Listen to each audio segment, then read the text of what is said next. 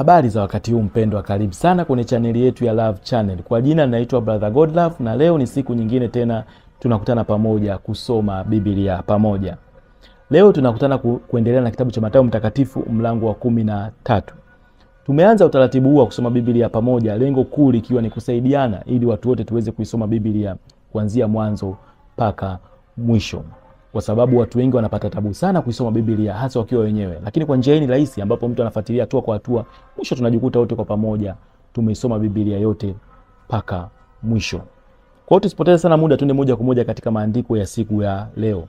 Injili kama ilivyoandikwa na Mathayo Mtakatifu mlango wa 13 inaanza kwa kusema hivi: Siku ile Yesu akatoka nyumbani, akaketi kando ya bahari, wakamkusanyikia makutano mengi, hata akapanda chomboni akaketi, na ule mkutano wote wakasimama pwani.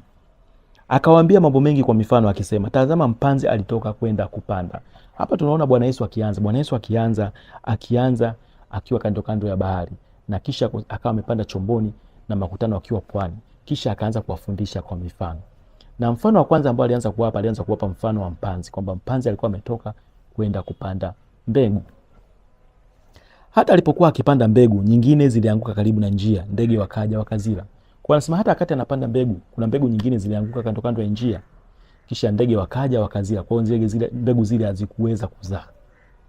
Anaendelea anasema, nyingine zikaanguka penye miamba pasipokuwa na udongo mwingi, mara zikaota kwa udongo kukosa kina, na jua lilipozuka ziliungua, na kwa kuwa hazina mizizi zikanyauka. Anasema nyingine zilianguka katika miamba, kisha zile mbegu zikaanza kuota.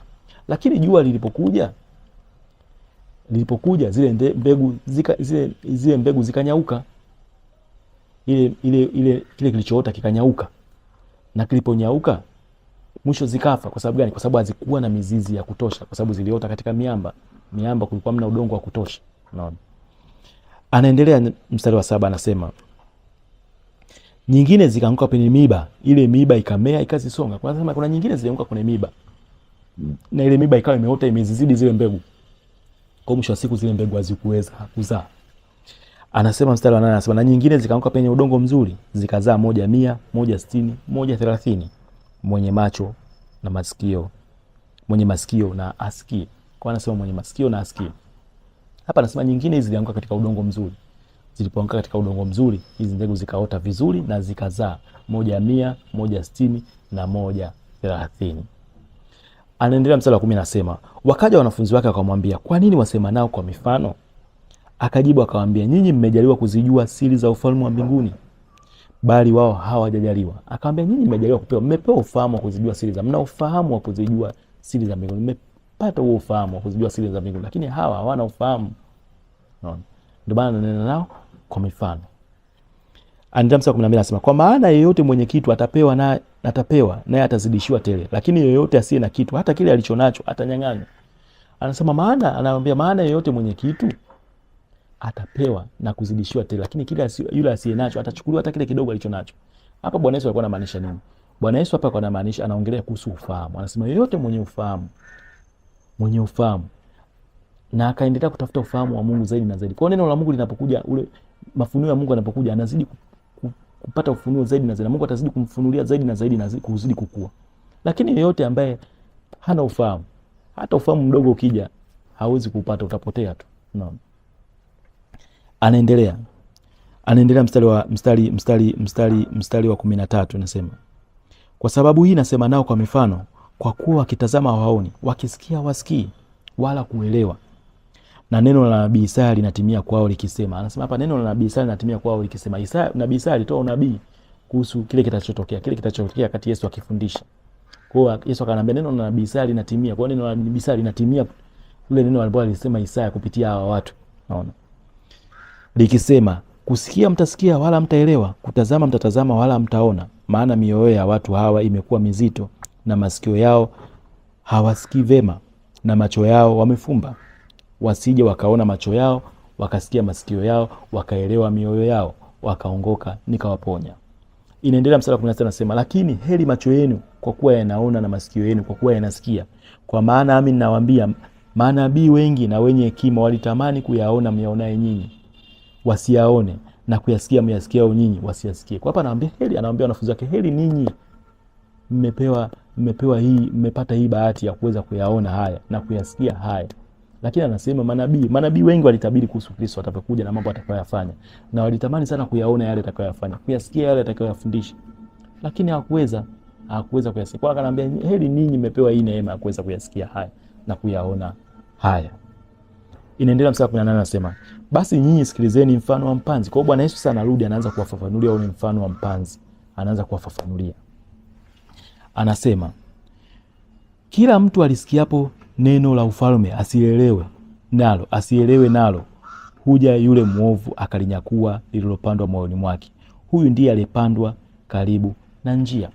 Kwa sababu mtu yeyote ambaye anasikia neno la Mungu au anasikia neno la ufalme, anasikia neno la Mungu, anapolisikia neno la Mungu, asipolielewa tu, lile neno linakuwa limepandwa moyoni mwake, lakini kwa sababu hakulielewa, basi mwovu huja ulichukua, uliiba kabisa na kuliondoa moyoni mwake, na lile neno halitazaa chochote. Hawa ni mfano wa watu ambao hawana ufahamu wa kutosha wa neno, hawana ufahamu wa neno la Mungu. Kwa kama mtu hana ufahamu wa neno la Mungu, hata linapokuja neno la Mungu hawezi kulielewa hata kidogo. Hana msingi mzuri wa ufahamu, hana msingi wa ufahamu wa neno la Mungu. Kwa neno lolote likija la Mungu hawezi kulielewa. Kwa neno lolote likija litaibiwa, tuna mwovu itapotea. Anaendelea mstari wa 20. Mstari wa 19 anasema, mstari wa 20 anasema, naye alipandwa katika penye miamba, huyu ndiye alisikia lile neno, akalipokea mara kwa furaha, lakini hana mizizi ndani yake, bali hudumu kwa muda. Ikitukia dhiki au udhia kwa ajili ya lile neno, mara uchukizwa. Kwa anasema kwamba huyu mtu wa pili, huyu ni mfano wa mtu ambaye amepandwa mbegu zake zilipandwa katika miba. Na zilipopandwa katika miba, kwa sababu ya kukosa udongo wa kutosha, mbegu ziliota, lakini jua lilipotokea tu likapiga ile mbegu ikanyauka. Iliponyauka mwisho ikafa kwa kukosa mizizi ya kutosha. Kwa anachoonyesha kwamba hawa watu ni watu ambao wanasikia neno la Mungu vizuri sana, wanalielewa vizuri sana na kulipokea, kwa sababu ndani wao wana msingi kiasi wa neno la Mungu, wanaofahamu kiasi wa neno la Mungu, lakini sio ule msingi wa kutosha wala ufahamu wa kutosha. Kwa hata imani yao inakuwa ipo imani ya kiasi, yani kwamba imani yao iko nusu kwa nusu. Yani imani ipo, ndio maana analipokea neno, analielewa, analipokea kwa furaha sana na analiweka moyoni. Lakini ikitokea dhiki yoyote kwa sababu ya ile neno alilopokea la Mungu, ikitokea dhiki yoyote au matatizo yoyote au challenge zozote, yule mtu uliacha lile neno, usema, anafika sehemu anasema, Mungu hayupo bwana. Na Mungu hayupo. Mungu hawezi kunipitisha katika Mungu. Kama Mungu yupo basi asingeruhusu haya yatokee. Kwa hiyo mwisho wa siku huyu mtu ni sasa na mtu ambaye imani yake ipo nusu nusu. Yaani bado hana ufahamu wa kutosha wa neno la Mungu. Bado hana msingi wa kutosha wa neno la Mungu. Kwa hiyo anakuwa nusu nusu. Kwa hiyo inapotokea dhiki, yeye anaamua kumwacha Mungu. Anaamua kuachana na neno. Kwa hiyo mwisho wa siku lile neno haliwezi kuzaa. Lile neno la Mungu aliloliongea haliwezi kuzaa. Kwa hiyo ni mfano wa mtu ambaye mbegu yake ilipandwa katika miamba.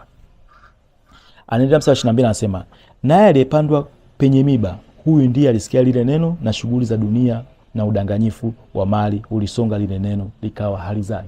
Anasema huyu mfano mwingine, huyu ni mfano wa mtu ambaye mbegu zilipandwa katika miba. Miba ikaisonga songa na ile mbegu ikashindwa kuzaa. Anasema hawa ni mfano wa watu ambao ulisikia neno la Mungu, ulielewa vizuri sana na kulipokea, kwa sababu ndani mwao wana msingi mzuri wa neno la Mungu, wana ufahamu wa neno la Mungu. Lakini shida moja ya watu hawa ni moja tu, kwamba akili, moyo wake na nguvu zake hazipo katika kumtafuta Mungu. Zipo katika kutafuta mali, kutumikia mali. Yaani akili yake iko katika mambo mengine, akili yake ipo kwa Mungu kabisa, katika kutafuta hizi vitu vingine, katika kutafuta hizi mali nyingine.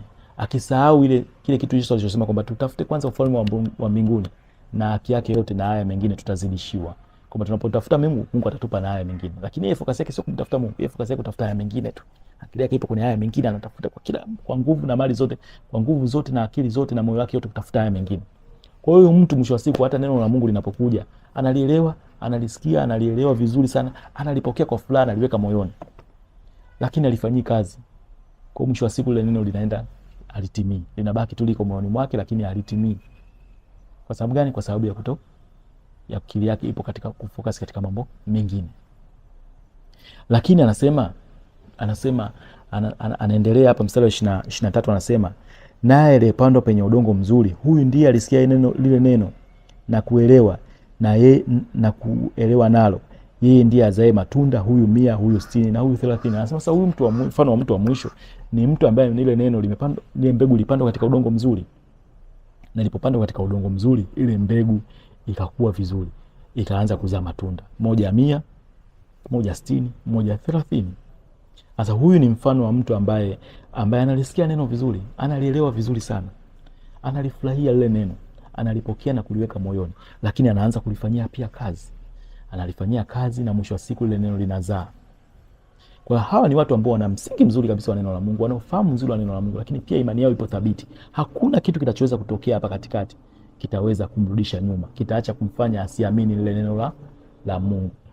Kwa mwisho wa siku paka neno la Mungu lile linazaa. Unaona?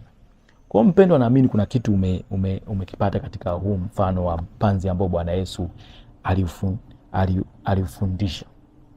Kwa hapa ni part 1 ya Mathayo mtakatifu mlango wa 13. Tutaendelea na part 2 katika huko mbele na kuendelea.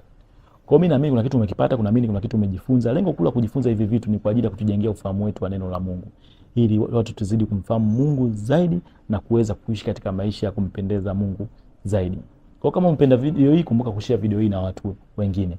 Mpaka wakati ujao, na kushukuru sana na Mungu azidi kukubariki sana. Asante sana.